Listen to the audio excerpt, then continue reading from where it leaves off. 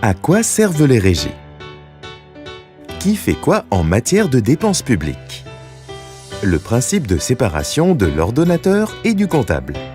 Les ressources des collectivités publiques proviennent, pour une large part, de l'impôt collecté au profit du budget de l'État, comme l'impôt sur le revenu et la TVA, ou au profit des budgets des collectivités locales, comme la taxe d'habitation et les impôts fonciers.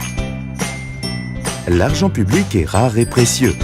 En payant ses impôts, chaque Français renonce à des consommations personnelles pour permettre la fourniture à tous de services publics, comme la construction et l'entretien des écoles, des routes ou des équipements sportifs, et aussi pour payer la rémunération des agents qui font fonctionner tous ces services. Les enseignants, les policiers, les jardiniers chargés d'entretenir les espaces verts et bien d'autres encore.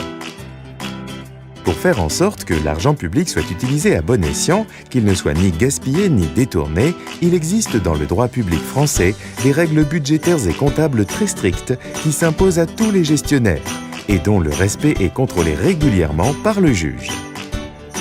La première de ces règles, qui a un impact direct sur notre sujet, les régies, est la règle dite de séparation de l'ordonnateur et du comptable. Chacun de ces deux acteurs a une fonction bien définie dans l'exécution du budget, et les deux fonctions sont incompatibles entre elles. L'ordonnateur est la personne qui, au sein de la collectivité, passe les commandes, c'est-à-dire engage les dépenses, puis constate que les biens ou services livrés correspondent à la commande passée.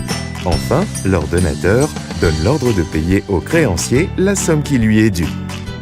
Dans une commune, c'est le maire qui est ordonnateur. Dans un conseil communautaire, un conseil départemental, un conseil régional, c'est le président de l'assemblée délibérante. L'ordonnateur peut déléguer sa signature à un adjoint, à un vice-président, et aussi se faire suppléer en cas d'absence. Une fois l'ordre de payer émis par l'ordonnateur sous la forme dite d'un mandat de paiement, la suite de la chaîne de dépenses se poursuit chez le comptable public. Celui-ci est un agent de la Direction générale des finances publiques, c'est-à-dire un fonctionnaire de l'État. Lui seul est habilité à manier des fonds publics, c'est-à-dire à payer au créancier la somme que la collectivité lui doit.